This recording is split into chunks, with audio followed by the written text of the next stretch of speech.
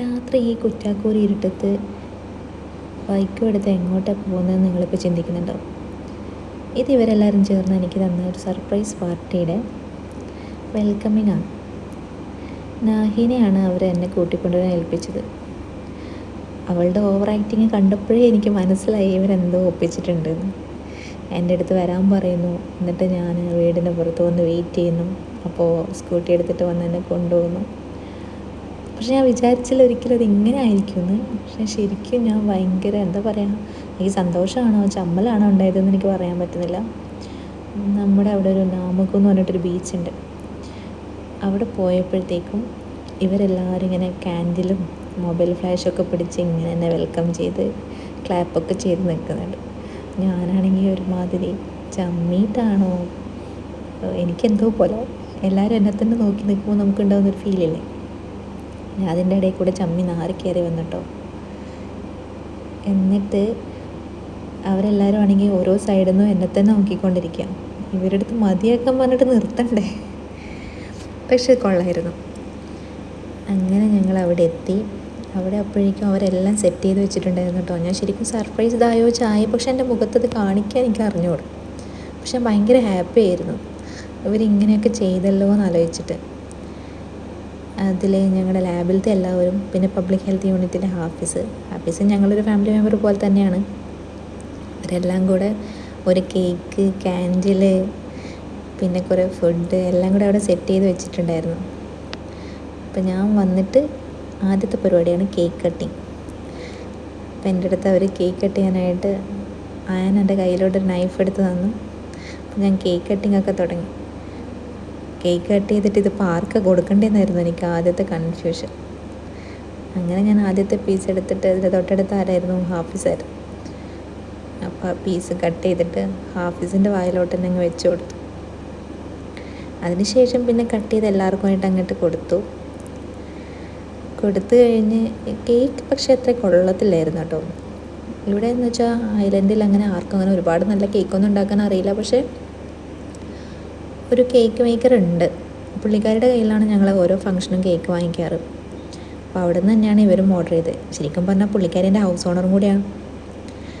അങ്ങനെ ആ കേക്ക് കയ്യിലൊക്കെ ഒട്ടിപ്പിടിക്കുമായിരുന്നു വല്ലാതെ.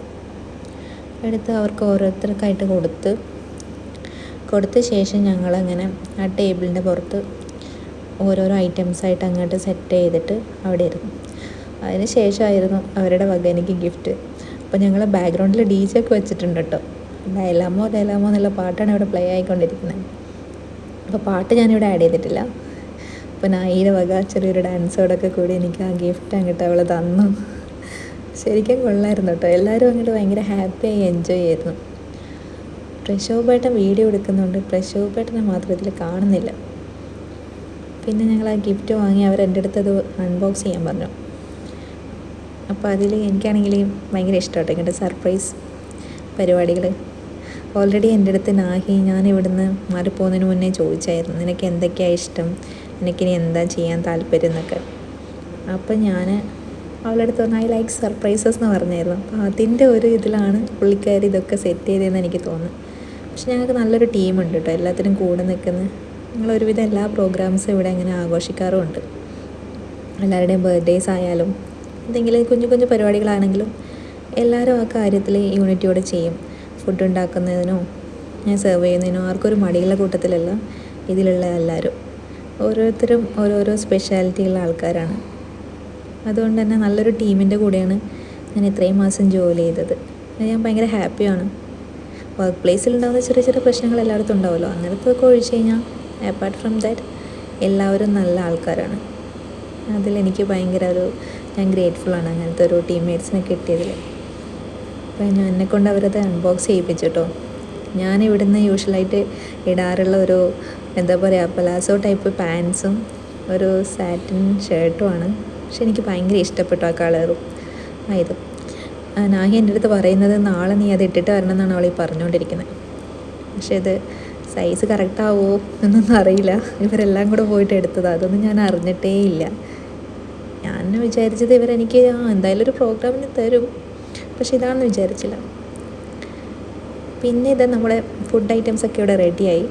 ബിന്ദ ചേച്ചീൻ്റെ കുറുമ, സഞ്ജുവിൻ്റെ ബ്രെഡ് പുഡിങ്, പിന്നെ നാഹിയുടെ വക വേറൊരു ഡെസേർട്ട്, പ്രശോഭേട്ടൻ്റെ main star item chicken roast, ചേച്ചീൻ്റെ ചപ്പാത്തി, ആനിൻ്റെ കൈയാട്ടോ അത്.